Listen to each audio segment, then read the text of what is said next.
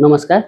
यो गर्मी महिना बढेसँगै मानिसहरूमा चाहिँ यो डिहाइड्रेसनको समस्या चाहिँ धेरै देखिन्छ र यो डिहाइड्रेसनको समस्याबाट चाहिँ बाहिर निस्किनलाई चाहिँ हामीले चाहिँ रेगुलर इन्टरभलमा चाहिँ के गर्नुपर्छ भने पानी चाहिँ खाइरहनुपर्छ।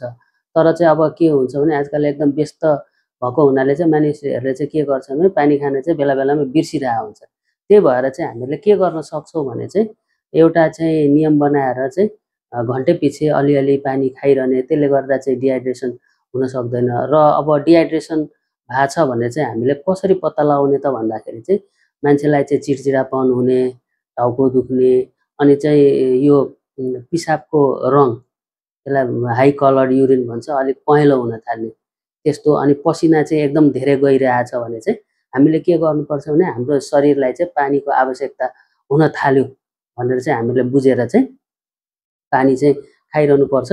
एउटा एडल्टलाई चाहिँ मेललाई चाहिँ अब लगभग 3 लिटरभन्दा बढी पानीको आवश्यकता पर्छ दिनभरिमा। त्यस्तै फिमेललाई चाहिँ 2.7 लिटर त्यस्तै किसिमको पानीको आवश्यकता पर्छ। त्यो भएर चाहिँ हामीले एकैचोटि धेरै नखाइकन बिस्तारै बिस्तारै चाहिँ आफूलाई चाहिँ हाइड्रेटेड बनाइरहनुपर्छ। अनि कहिलेकाहीँ मान्छेलाई कस्तो हुन्छ नि, यस्तो प्लेन वाटर चाहिँ खान मन लाग्दैन होइन। त्यो भएर चाहिँ मानिसहरूलाई चाहिँ विभिन्न यो चाहिँ कार्बोनेटेड ड्रिङ्क्सहरू खाइरहेको हुन्छन्।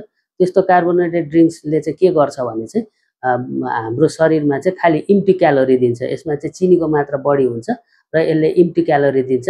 बरु त्यसको अल्टरनेटिभ हामीले युज गर्न सक्छौँ, जस्तो मही, अनि त्यस्तै अब अरू चिजहरू जस्तो फलफुलको जुसहरू, त्यसमा चिनी नमिसाइकन यस्ता अल्टरनेटिभ नरिवल पानीहरू चाहिँ हामीले युज गर्न सक्छौँ। यसले चाहिँ हाइड्रेसन पनि दिन्छ र त्योदेखि बाहेक चाहिँ भिटामिन र मिनरलको पनि सोर्स हो भने हामीले यस्ता नेचुरल सोर्सबाट चाहिँ हाइड्रेसन मेन्टेन गर्न सक्छौँ। र कहिलेकाहीँ चाहिँ अब हामीहरूलाई चाहिँ यो खालि सादा पानी खान मन लागेको छैन भने चाहिँ हामीले जुन हाम्रो सकेसम्म चाहिँ हामीले यस्तो एउटा कुनै पानीको बोतलहरू चाहिँ लिएर चाहिँ घरबाट बाहिर निस्किन सक्छौँ। र त्यस्तामा चाहिँ हामीले चाहिँ यो कागती काटेर हालेर या चाहिँ पुदिना हालेर चाहिँ यसले चाहिँ अलिकति चाहिँ पानीलाई चाहिँ फ्लेभर दिन्छ र टेस्टलाई पनि इन्हान्स गर्छ। त्यसरी पनि चाहिँ हामीले प्रयोग गर्न सक्छौँ।